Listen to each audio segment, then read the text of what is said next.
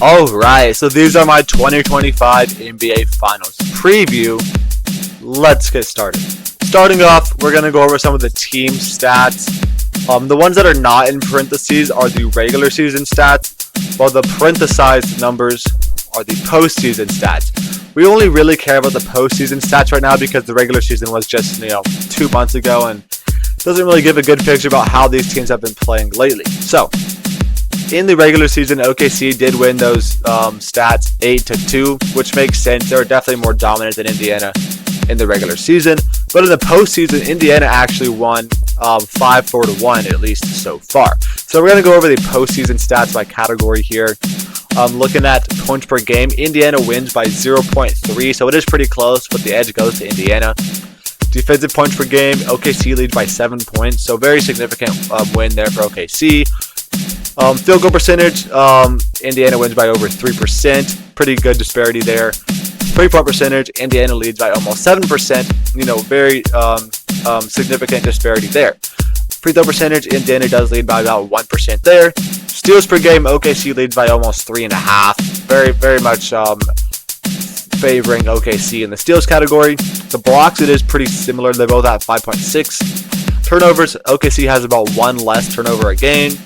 Offensive rating, Indiana leads by about 1 point, while defensive rating, OKC leads by 9 points. So, if you kind of dissect these individually, Indiana pretty much wins every offensive category, while OKC wins every defensive category. But also, the defensive categories that OKC wins, they win by a significantly larger amount than how Indiana wins the offensive category. So I do think even though Indiana leads these categories 5-4-1, it does kind of show that OKC is definitely the more well-rounded team because they're amazing defensively and still very good offensively. While Indiana has been amazing offensively, but then just been decent defensively. Moving on from here, we have our matchups. So we're gonna go over here by position group here. So as far as head coach, Mark Daigneault versus Rick Carlisle. I think both coaches are obviously really good. You're not gonna get to the NBA Finals without a good head coach, usually at least, right? So Mark Daigneault, I think, definitely has to get the edge here. I mean, their team won 68 games in the regular season, right? You don't do that without a great head coach. He has a great roster as well, obviously, but again, you have to attribute some of their success to their head coach, and they've had more success, at least in the regular season, and so far this season, so I got to give that to Mark Daigneault. Now, as far as the point guard position, you have Shai Gilgeous-Alexander versus Tyrese Halliburton. Again, this isn't necessarily that close. Shai is the MVP. He's the MVP for a reason. Halliburton has been amazing in this postseason run, but he still has not lived up to how Shai Gilgeous-Alexander has been in this postseason run as well, which, obviously he's been the MVP in the regular season and he's been playing like an MVP in this postseason as well.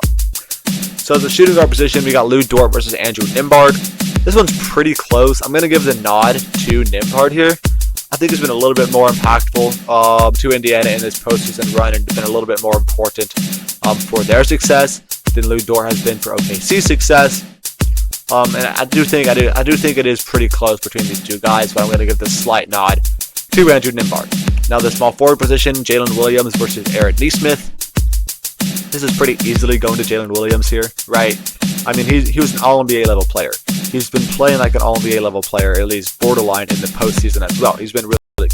Aaron Nesmith has definitely taken a step forward in the postseason from where he was in the regular season, but he's still nowhere near the level of Jalen Williams. He's been great for Indiana, but Jalen Williams has been amazing for OKC. The power forward position is Chet Holmgren versus a Pascal Siakam. I mean, Pascal, I'm going to give the nod here. He just won the conference finals MVP. So that basically shows that he is the most important player for Indiana, or at least was in that series. All right, he shot 50% from 3 in the Eastern Conference Finals. Very, very impactful, obviously, right? He's been amazing offensively all postseason long. He's been pretty good defensively as well. Chet Holmgren has been, pretty good offensively and really good defensively. So they're both been really good all-around players. But again, Pascal Siakam has definitely contributed more to the success for Indiana than Chet Holmgren has for OKC. Now for the center position between Isaiah Hartenstein and Miles Turner, I think it's got to go to Miles Turner here. He's been really good offensively and defensively as well for Indiana. And Isaiah Hartenstein has pretty much just been solid. Like, he hasn't been a difference maker really for OKC. He's been a good starting center for them, but he hasn't been anything beyond that. Well, Myles Turner has been a great player here for Indiana, right? If it was just the regular season numbers, I definitely think it would be a little bit closer between Isaiah Hartenstein and Myles Turner. I think Hartenstein took a little bit of a step back in the playoffs, while so far I think Myles Turner has taken a little bit of a step forward. So again, both those guys were really good in the regular season. I think Myles Turner has kind of separated himself a little bit more in the postseason. Now looking at our bench, both teams play a pretty deep bench. They usually play a 9-man rotation. For OKC, their bench guys are Alex Caruso, Cason Wallace, Aaron Nesmith, and Isaiah Joe. While Indiana plays Obi Toppin, Ben Shepherd, TJ McConnell, and Benedict Mathurin. I'm going to give the nod here to Indiana. I think for OKC, they have the singular most impactful guy in Alex Caruso. But I do think all four of these other guys for Indiana have been very, very impactful.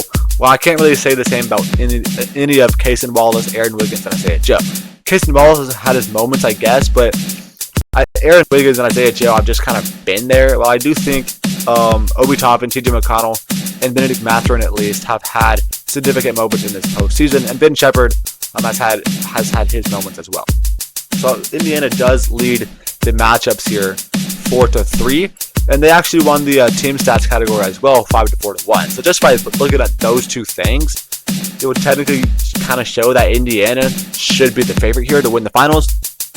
But that's obviously not the case. OKC is heavily favored. I believe they're like minus 500 or something, or minus 700, and Indiana is like plus 500. So very, very big differential as far as the odds go in OKC's favor, even though I think Indiana leads the matchup advantage and the team stats advantage, but I do think OKC is still the more well-rounded team, right? As far as defensively, again, OKC has been very good offensively and amazing defensively, and Indiana has been amazing offensively and just okay defensively. So I do think, OKC probably should be the favorite here. And looking into my prediction here, I have OKC winning in 6 games. So I really love Indiana, and I love both these teams. I don't really care who wins. Obviously, Thunder winning would be really cool for Shea's legacy. Being only 26 years old, winning an MVP and a Finals MVP, in a ring in the same year is pretty cool, right? And he had honestly solidified himself as very minimum number 3 all time in OKC history.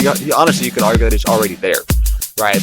But he could honestly be the number 1 player in OKC history if he wins this finals ring this season, right? Ahead of Russ and KD, right?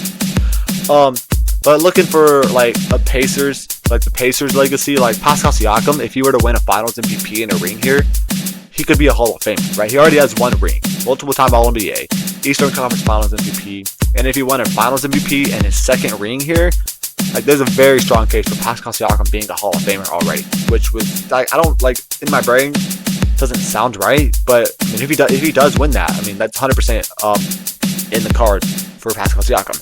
And of course, Tyrese Haliburton, if he could win the Finals MVP this year, and that would make him, certainly on track to be an all-time Pacers legend and, potential Hall of Famer as well. But legacy aside, Thunder winning is the obvious choice. Again, they've been very good on both sides of the ball, while Indiana is very much offensive center, right?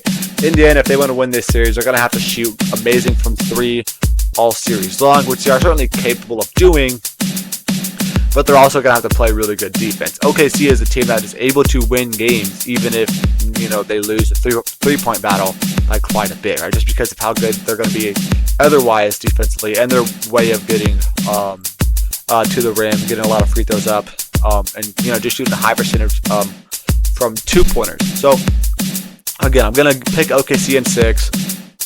My finals MVP prediction would have to be Shai Gilgeous-Alexander. That's pretty much gonna be it for this video. Thank you for watching. I will have a game-by-game recap after each game of the NBA Finals, so make sure to watch out for those. But that is going to be it for this video. Thank you for watching, and goodbye.